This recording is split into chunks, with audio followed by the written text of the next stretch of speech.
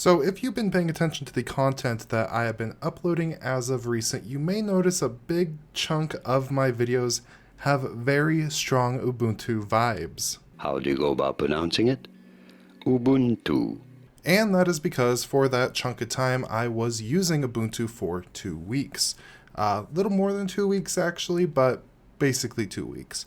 Now the primary reason that I actually switched to Ubuntu on my main primary computer, all my videos were recorded on it, I did all my editing, everything through Ubuntu. Specifically, it was a 21.04, the Hippo one with that cursed wallpaper. The reason I did it is because I talk about Linux distributions a lot, and Ubuntu is by far one of the most popular Linux distributions, and I haven't used it on a full-time basis since I've talked about this in the past. I think it was like version 8.10. Hope this actually works in this virtual machine. Oh my god, that's awesome. Or something like that is the last time I used it on a full-time basis.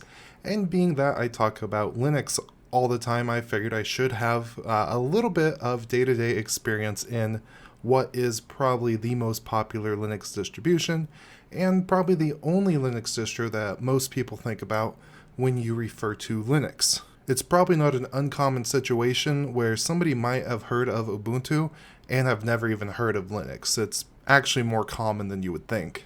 Essentially, why I decided to use it is I like to know what I'm talking about when I do videos like this. So first, before I get into my actual review of Ubuntu, I'm going to talk about some things I'm not going to try to associate with my review of it, and that is their parent organization, Canonical, and some of the decisions they make and why a lot of people don't like Ubuntu. There is really a lot of reasons. Back a while ago, they don't do this anymore, but they used to incorporate like Amazon searches through affiliate links and search results on your actual desktop. That was no good. You have to opt out of sending them data about your hardware usage, things like that. They just make decisions that are like obviously things that the free and open source community are not going to agree with, which is silly because that's what their main user base is. And they just make backwards decisions that completely go against things. This isn't really that backward of a decision, but a thing they're doing recently is they're going to start shipping Firefox as a snap package. That's another thing a lot of people get super bothered about is snaps, how they work. You can't have like other snap repos. There's a lot of different things with that.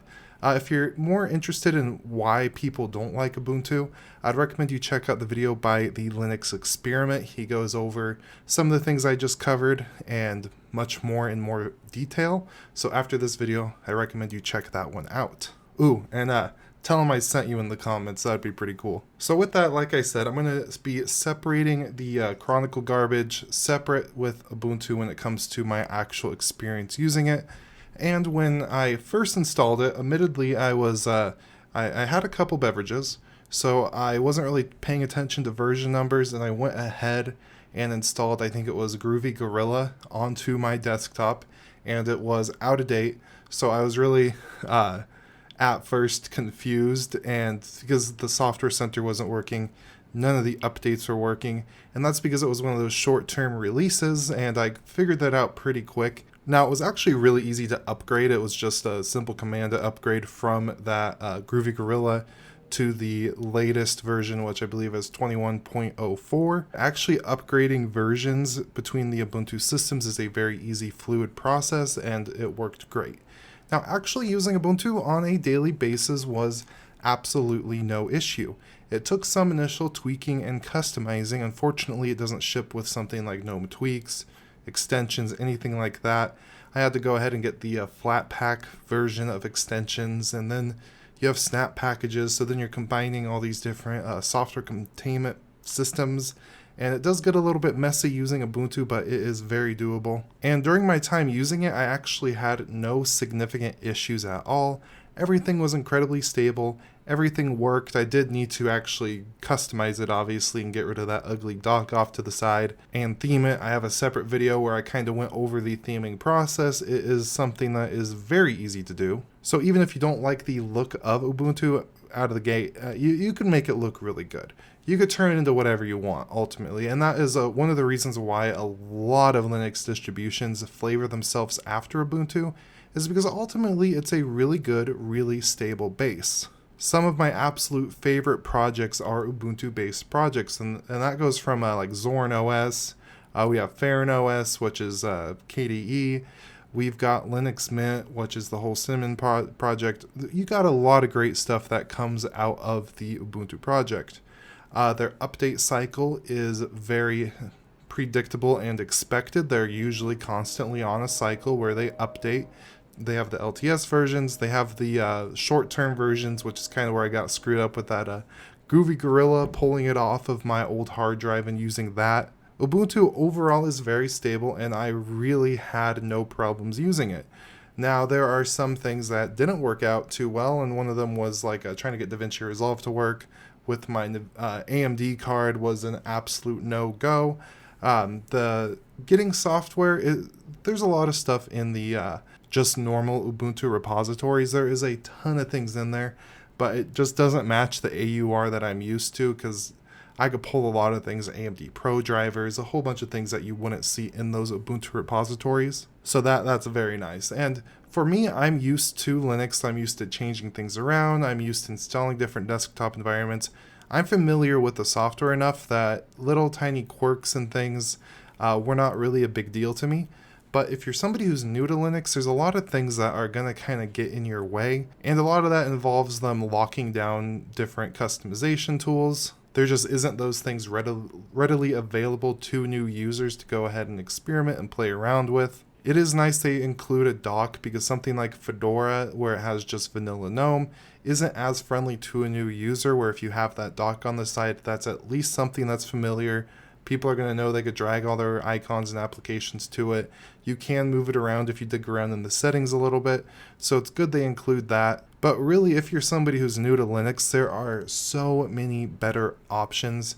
And just like some of those that I just listed a second ago, the Farrons, the Zorin OS, Linux Mint, things like that are a much better option, in my opinion, when it comes to just general usability. And like even the welcome screen, if you look at something like those distributions I just mentioned, that they give you some things to actually work with when it comes to getting into your system for the very first time.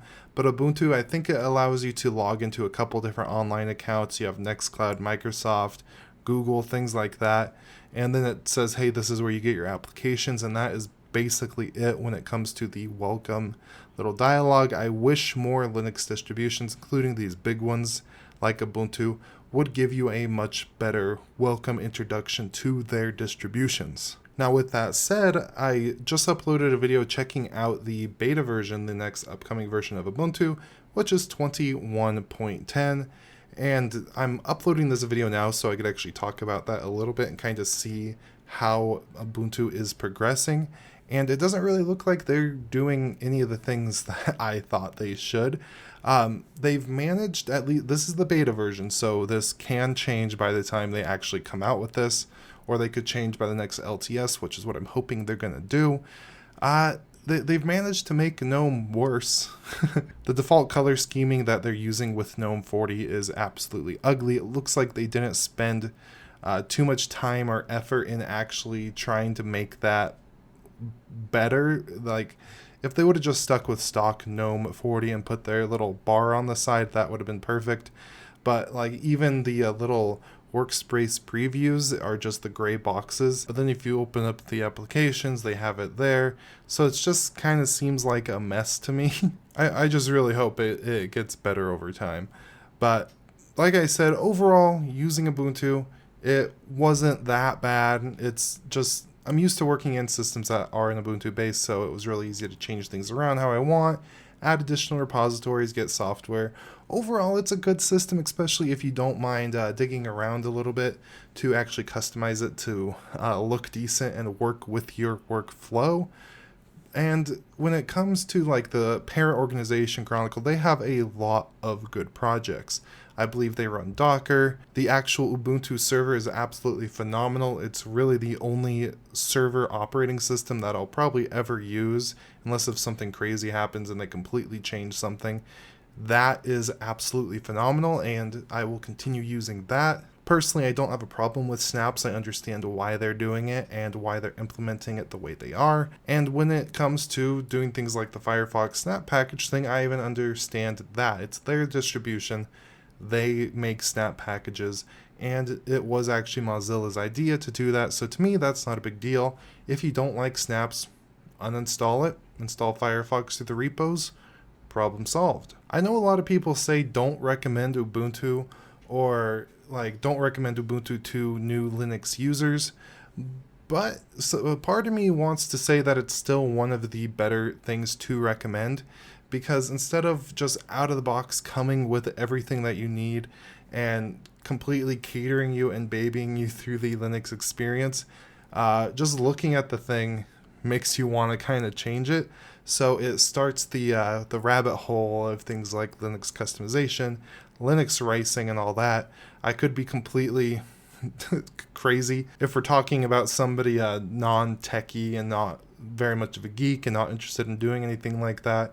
Then that's when you'd want to use like your Elementary, your Zorn, things like that. But overall, I do think that Ubuntu is still recommendable to the right person. Just not everybody, and that is why I love Linux. There's so many options, there's so many different things to choose from. You can really find what works best for you. I would like to give a big thank you to my YouTube members and Patreon supporters, Mitchell, Valentino, Phil, Matt, Kyle, and Timo. Anthony, thank you so much. See that little graphic right there? I actually updated it. It took me a bit because people left, people joined. Thank you to those of you who joined. You guys are all awesome. Thank you for supporting the channel. If you are interested in supporting the channel, you can hit the join button down below or click the link in the description to go over to Patreon. That's about it.